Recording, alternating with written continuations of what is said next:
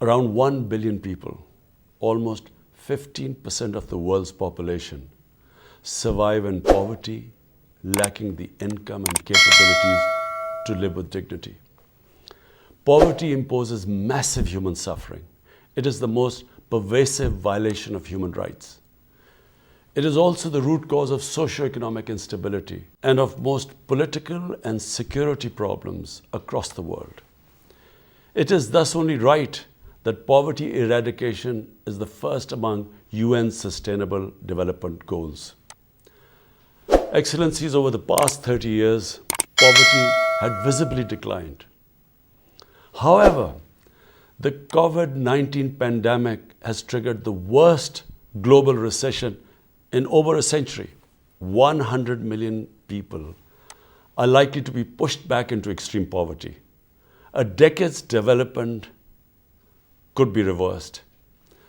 The COVID virus does not discriminate, but it is the poor and vulnerable who have suffered the most from it. In Pakistan, we have been able to control the virus through our strategy of smart lockdowns. My government has done its utmost to shield the poor and the vulnerable. Despite our financial difficulties, we implemented a $1.25 billion package to deliver emergency cash to over 15 million families, covering over 100 million people. My government is implementing a multi-sectorial poverty alleviation program, ESAS, which means compassion in Urdu. It is the largest poverty eradication program in Pakistan's history.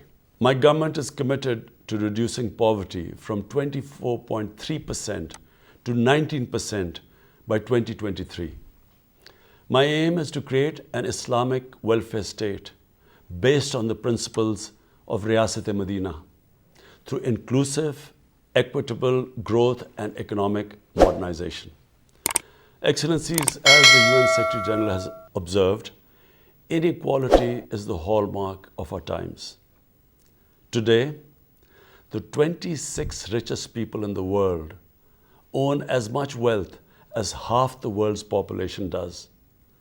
The richer countries have mobilized over $10 trillion to recover from the COVID crisis. The developing countries, on the other hand, are struggling to find even a small fraction of the $2.5 trillion they need.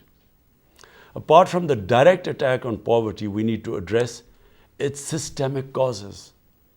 At the national and international levels, the structures of finance, production and trade must be made fair and equitable. The exploitation of the resources of the poor countries must stop.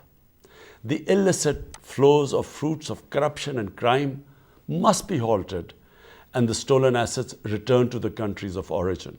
And developing countries must be helped to recover from the COVID crisis, to realize the SDGs, and to ward off the impacts of climate change. The financial resources needed by the developing countries must be mobilized through debt relief, which I called for last April, the creation of new special drawing rights, and expanded official development assistance.